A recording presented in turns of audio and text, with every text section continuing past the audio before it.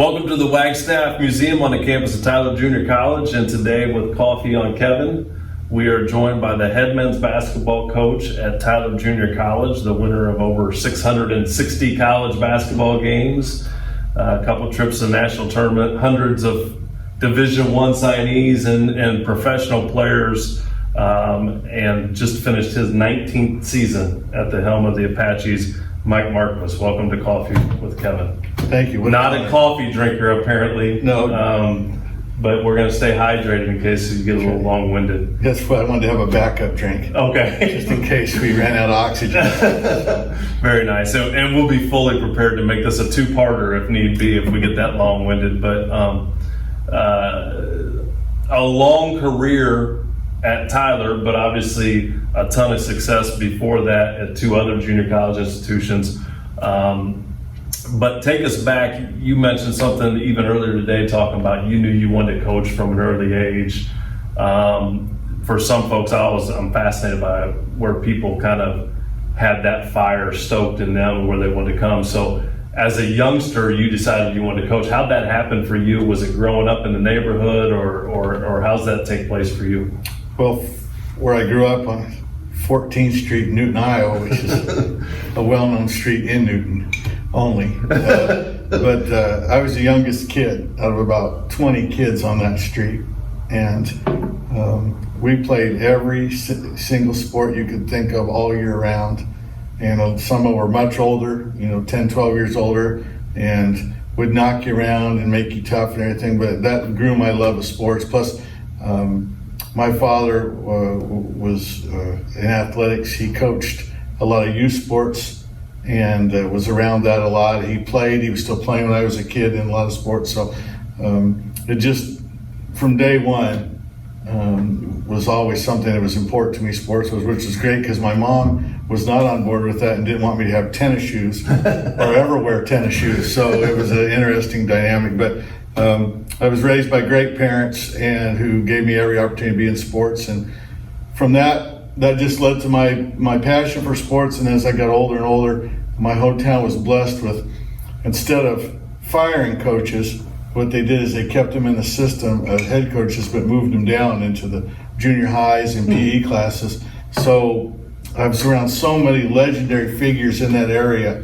and just the stories and the passion. I just always knew from I'd say by 10 or 12, I already knew I was going to be a coach. You said something I always find it's interesting. You were the youngest kid on that block. I grew up in a very similar situation, maybe not that many kids, but 10 or 15, and I was one of the youngest and had an older brother. Do you think part of like growing up, and you said got knocked around a little bit, does that maybe the start of your competitive nature, because you're a calm guy most of the time, but you're a competitive guy too. Does that start at a young age when you do have to battle just to maybe gain some respect of the kids in the neighborhood? Yeah, I hated to lose and kick the can. My passion was that. A lot of that started with my dad. My mom was sick a lot, and she's gone now, but she was sick a lot when I was a kid, and I didn't get to have brothers or sisters. So a lot of the companions came from competing nightly against my dad. We actually started Nerf basketball before there was Nerf. We played ping pong into an old Folgers coffee can with a ping pong ball. Shoot, well, it'd make so much noise. My mom hated that. Right. So we rolled up a sock. And we threw a sock in there because you couldn't get in trouble for the sock. And every night when my dad would get home about 5:01, sports started. And so, like I said, that competitive nature built. Then it went out to the neighborhood because you always had to fight for everything because they were going to treat you differently. Right. And then as you progressed and got some of the best days were knowing I wasn't the last person picked for wiffle ball. Right. So that was always fun. So fast forward through that career in playing, and then how you get into coaching, because you got in at a really, really young age. I get to play for a wonderful man named Roger Slakehouse, and who I still talk to regularly as my high school coach. And it was a blessing to be around him, maybe one of the most organized people, and I learned a lot from him. But he allowed me at 18, after I'd gone to school correct in Quebec the next summer, to coach the high school team in summer camps. and there was a man, Coach Norton, who led Iowa City High to many state championships and coached a lot of great players. And I got to room with him for a week, and I still have the notes from everything he said. We stay up till 2 or 3 o'clock in the morning, and that experience rocketed me into the hunger for coaching. And I was fortunate. I played at Marshalltown Community College. My junior college coach, a wonderful man named John Renner. I would not be here today without John Renner. He was just an unbelievable person, and my second year, my sophomore year, he darn near let me coach the team. There were 7 of us. We had a pretty good team, and I called the timeouts. I mean, he just kind of was there. He'd had enough, and then of course he retired. And he hired me at 21 to start coaching. So that was Roger and John were very, very special men to me. So you mentioned 21, you're starting coaching at Marshalltown, right? Yeah, I was head coach for men's basketball, and after my first practice, Coach Renner came to me and said he was so glad he hired me, and the program needed an influx of energy, and that he was going to double my salary. And geez, John, after one practice, I was shocked. He goes, yeah, our women's coach quit. You're the women's coach too. So That's good practice. I went from $2,100 to $4,200, just like that. Yeah. But had a great run at Marshalltown for what, 12 years, 13 years. Won a ton of games there, and then moved to Indian Hills for a few years. And then the opportunity to come here. So I think this is always interesting. I talked to Coach Clements about this. Like you guys were at a place where you had tons of success already. It wasn't like, and then Tyler, there's an opportunity to come down here, and both of us being Midwesterners, obviously even just a culture shock of moving. The weather, I still remember you told me this, that you don't have to shovel snow, so we can get used to this heat. But what was it about this place that you said, hey, that's a place that I can go and be successful and really build something special like you have? From the second we got on campus, it was the people. And a lot of them are still here. Right. But you just knew Dr. Crow was the president at that time. John Peterson was the athletic director. Dr. Drain was the assistant. You knew from about 2 minutes in that my passion was always junior college athletics. I didn't want to coach in high school after I did some of my student teaching. At Greenville College, I knew I didn't want to be I wasn't going to have the patience for that. Yeah. But I always wanted to be in junior college. I love playing in it. I love being around it. I love the atmosphere, what we can do for the kids at this level, and what a tough age for a young man. Right. 18 to 20 is not your easiest age, but to have a little bit of impact on kids was always something I wanted to do. And we walked around, and I thought, and I say this all the time to this day about this place, is the buildings are wonderful, the town's wonderful, the campus is incredible, but the people are even better. And that's what drew me here, because I just was so enamored with the way they approach things. I wanted to be part of something special, and luckily they asked me to come down, and I have been part of that. Right. Well, it's funny because I still remember the very first email I got from you when I took this job last summer was that you made the decision to come down here, whatever it was, 19 years ago or whatever, and it was the best decision you ever made. You haven't regretted it one bit. And so now, over the course of almost 20 years, you've built just this powerhouse of a program. Obviously, there's a ton of tradition before you got here with Coach Wag, but now we look back at kind of this era that we're in, the hundreds of Division I players, the professional athletes. You get to walk through every single day the Jimmy Butler lobby on your way to the office, and obviously what Jimmy accomplished here and beyond has been amazing. But what's that reminder like when you get to come through here almost on a daily basis and be taken back to all those people's lives who you've impacted and the success stories that you've got to see come out of this place? What has that meant to you of what you've built here at Tyler? Well, I think that it was not alone. Right. It takes a great institution with a board that's committed, administrators are committed, the athletic administration is support. I mean, it takes more than one person. You've got to have great assistant coaches. So it's never just about one person, and I never want it to ever be about me. Whether I get some accolades or not is immaterial to me. Sure. But to help the kids, I won't bore you with the details, but we got some letters and phone calls in the last 6 weeks since the pandemic hit, of that you truly know the effect. I tell the kids all the time, they don't know what they have when they're here. It's so special.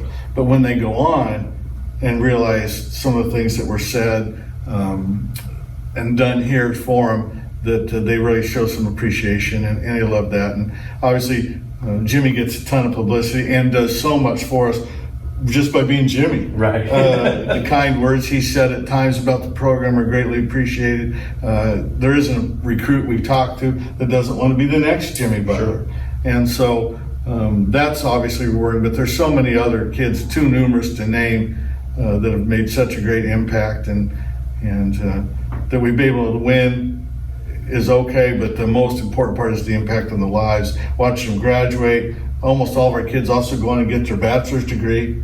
I think I've got somewhere around 40 former players in coaching. There's just things they have no value or have no price to them, but the value is incredible.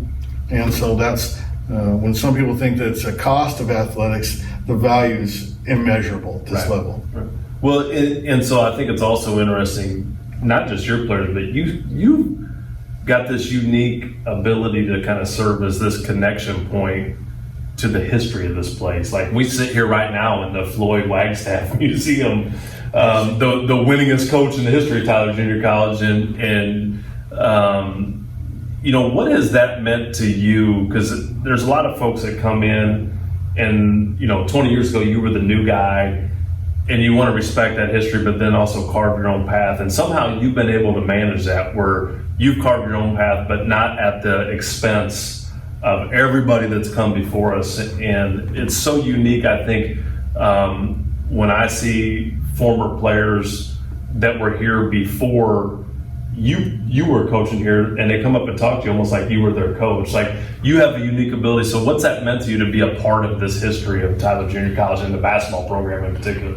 Well, it's not a big part, and I understand in my role in that Coach Wagstaff was the driving force and still is behind this great athletic department. But this will seem silly to most people, but I'm a sentimental guy, even though I may not look like it. But his daughter Peggy and I picked those trophies that are on that table behind us. Oh, and I cleaned them. Sure. And the table's there for a reason. She and I know why it's there, Right. For example, plus all the trophies that are back over here. We went through about 200 trophies Very to cool. go through that. And to listen to her stories, or Herb Richardson, Yeah, to hear his absolutely. stories. Or 2 years ago, people don't know this, but we have members from teams from the 60s all the way to 2010 that held their own reunions to come back, came in the locker room, came to the games, came to practices, talked to all our kids. The tradition here is truly like no other. And that needs to be embraced by all of us, regardless of sport. Sure.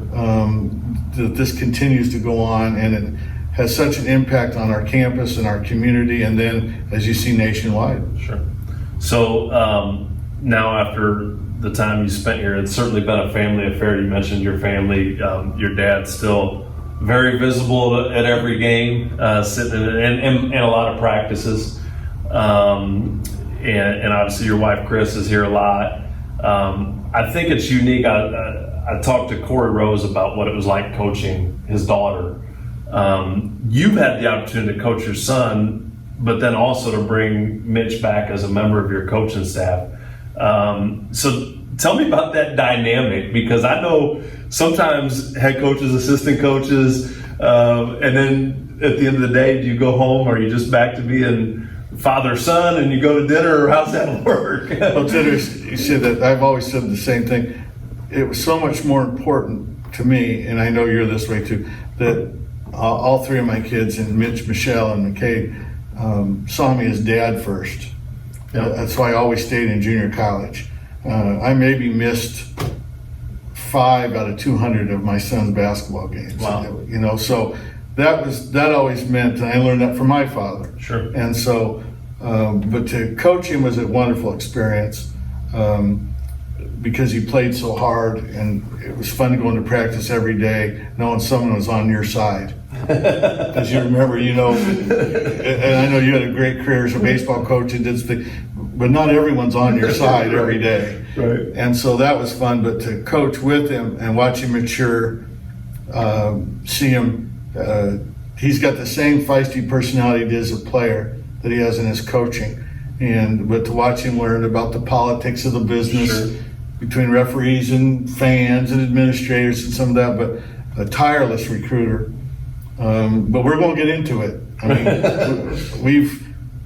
he's at that age where he's feeling his strong opinions and want to do that, and which is why my other son Justin, who's on staff, who we, you know, obviously Jerry and Justin are great fixtures of this community, as long as they're Fanny Michael, who and I were close before he passed, his mom Cynthia. He's a great foil for both of us, Right. and helps you. He's great for the kids. He's got a great personality.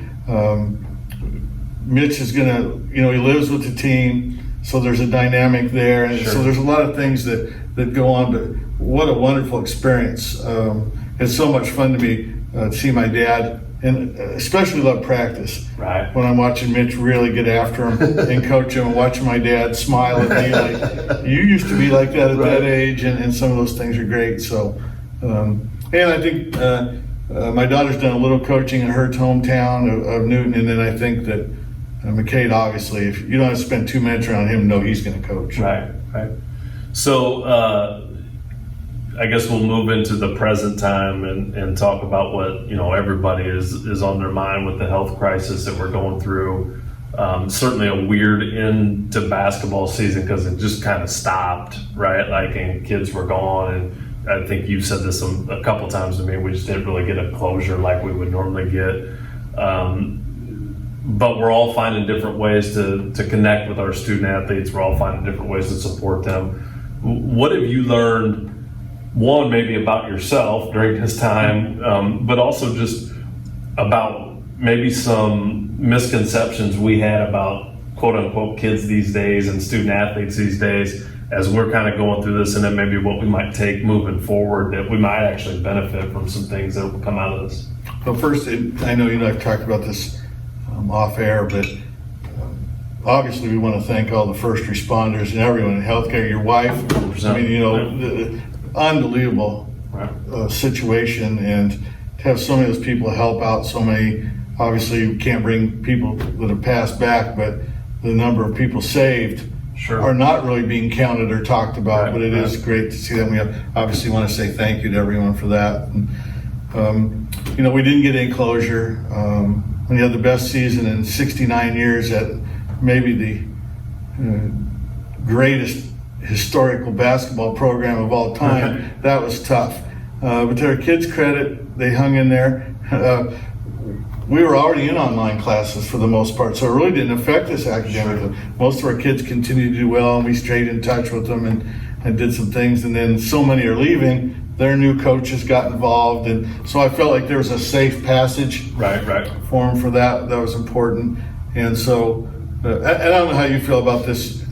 We have some of the same backgrounds and makeup, but if someone can appreciate this, I would trade just about everything to not have had this pandemic happen, with regardless of sports. Nothing to do with men's basketball or Mike Marcus at Tyler Junior College. The only silver lining I got out of this is the first time in the spring semester in 35 years I was able to go to sleep not worried about the dormitory.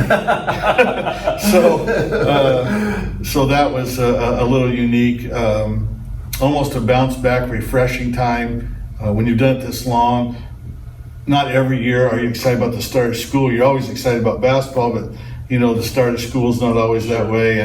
And now I'm just, gosh, can't wait till we get going. Excited. Let's get them back. Let's get this thing going. So I was pleased with that part of, for me personally, but it's still a scary time. Yeah, it is a scary time. Hopefully we're working through it. But So we'll wrap with this because we're not going to get out of here without you telling a Steve Clements story or a little bit about your guys' relation. I think your guys' coaching relationship and personal relationship is so unique. A lot of lunches spent, things like that. And certainly there's others on this campus, but for you guys, I know that's been special. What's that meant for you guys to have the personal relationship and the coaching connection that you've had? I mean, you guys have seen your careers, basically coincide during almost this entire time at Tyler, and a lot of success and a lot of wins, probably some tough losses that you've shared together too. But what's that meant to you? Well, it's been a great deal. I've never known someone quite like him. And I know he took some shots at me during his little interview, and I'm not going to stoop to that. He told me that level. you can't fish. That's what he told me. Well, if you'd seen him fish, you wouldn't want to touch anything either. But no, that's true. I'm an indoorsman, and a good one. And so, there's different levels of that. But, no, the relationship has been outstanding. We started with Lunch Club. The four horsemen of Lunch Club was Coach Peterson, Sandy Terry, who's done a great job, obviously, with the golf program, and Steve and I. And the fun of that was the issues that we could talk through amongst the group when there's always some issues that come up, or celebrate. You had someone built in that was happy on your side. You remember the old days of athletics when it was all for one and one for all, right. Way before social media.